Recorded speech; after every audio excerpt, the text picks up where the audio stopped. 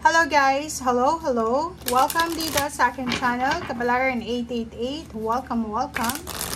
Alamin natin kung anong messages, vibration, gabay energy, Virgo. Ito ay weekly tarot reading mo, Virgo. So I hope na makuha mo kung ano ang messages na gustong ipahiwatag sa iyo ng ating mga baraha. Okay, Virgo.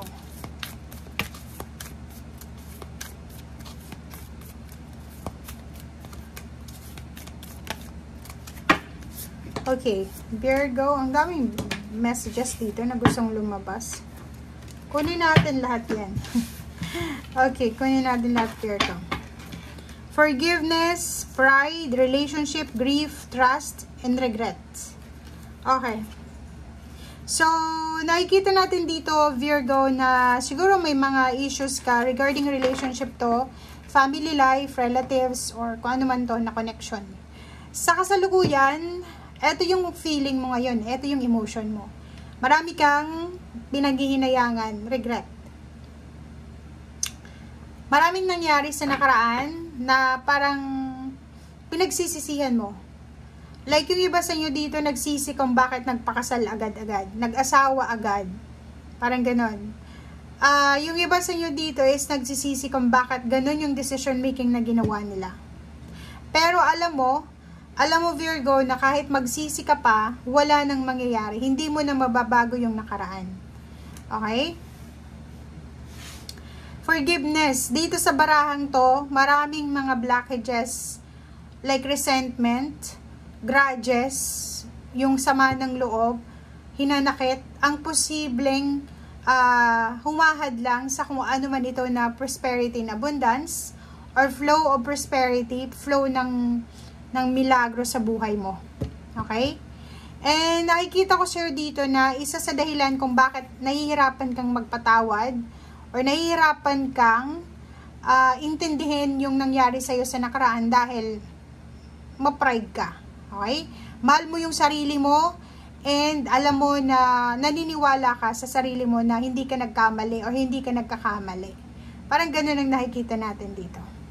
And yung iba naman sa inyo dito, Virgo, medyo malungkot, pero still working, still vibing, still breathing, parang ganon.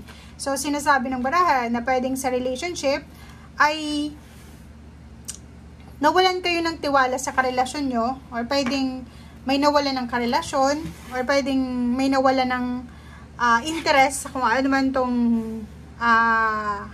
nawala sa kanila. Okay? Comment down below. Kasi parang sinasabi ng barahan na meron sa inyo na nagdadalamhati. Parang gano'n. Nagdadalamhati sa nawala. Sorry. Nagdadalamhati sa nawala.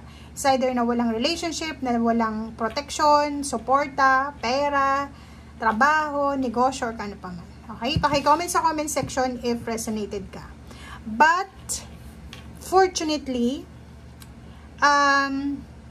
may new beginnings na darating. May posibleng relasyon.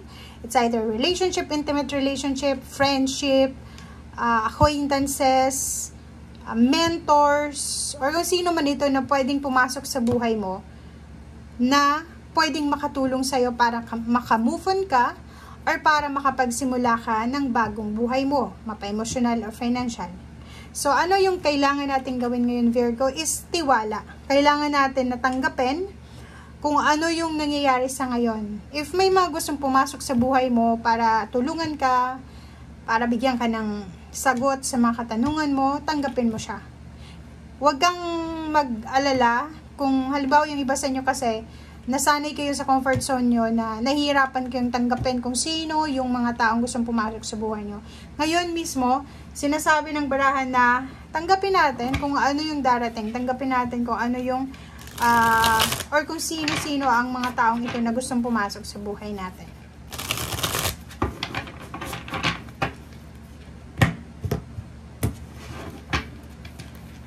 Okay, sorry.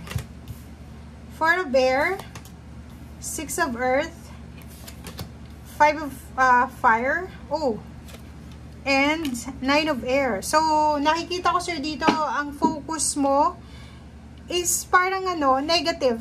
'Diba? Parang sa linggong ito, parang nakikita ko sir dito na if may involvement ka sa pag-aaway, misconception, misunderstanding, or kung ano pa man, wala kang balak magpatawad, wala kang balak na tawag dito, mag-move on.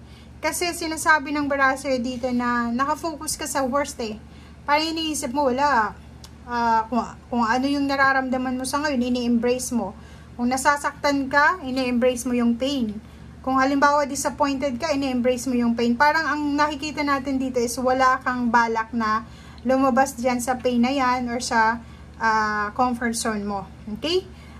Pwede din makaramdam yung iba sa inyo ngayon ng competition. Okay? Medyo conflict. Makakaramdam ka ng conflict with others. Pwedeng may makakaaway ka. Or pwedeng makasagutan, or pwedeng mga misunderstanding or misconception, or kung ano pa man. Okay. May 2 cards dito na maganda. Kasi sinasabi ng barahan na may pagkakataon ka sa linggong ito. May chance ka sa linggong ito na makapagbakasyon, makapag-rest.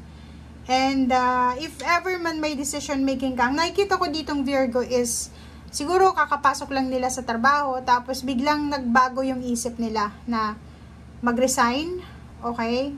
Tumigil sa pagtatrabaho, parang ganon. So, nakikita ko sure dito na bago ka gumawa ng desisyon, pag-isipan mo muna, meditate, contemplate, para maayos yung desisyon na may puproduce mo. 'Di ba? Parang ganon. And nakikita din natin dito na may mga regalo. Pwedeng may mag-share sa'yo ng pera, oras, or advices. Pwede din na may mga bagong career na opportunities. Pwedeng makakabayad ka ng utang sa linggong ito, or at the same time, makakatanggap ka ng bayad sa utang. May umutang sa'yo, magbabayad sila, or posibleng ma-approve yung loan mo sa isang lending company. Parang gano'n. Or bangko.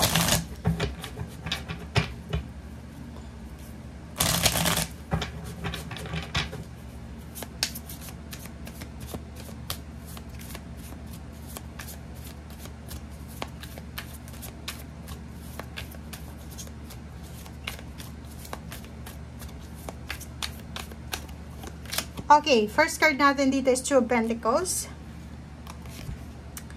And dalawa yung 6 of Pentacles. So, nakikita natin dito guys na sa linggong ito, may mga emotional na issue sa buhay mo, pero mayroong mga financial na gain na posibleng dumating sa inyo. Nakikita ko sir dito na balanse. Magkakaroon ng balanse yung salapi mo. Maraming, yung balanse, yung give and take, ay possible ngayong linggong ito. Pwedeng makabayad ka ng utang, may magbayad sa'yo ng utang, may darating sa'yong pera, sisweldo ka sa linggong ito, makukuha mo yung lump sum, or kung ano man to. So, nakikita natin na may mga issues ka sa relationship, pero sa pera, medyo maayos yung takbo ng pera sa linggong ito. Okay? Thank you guys, and see you again. Bye!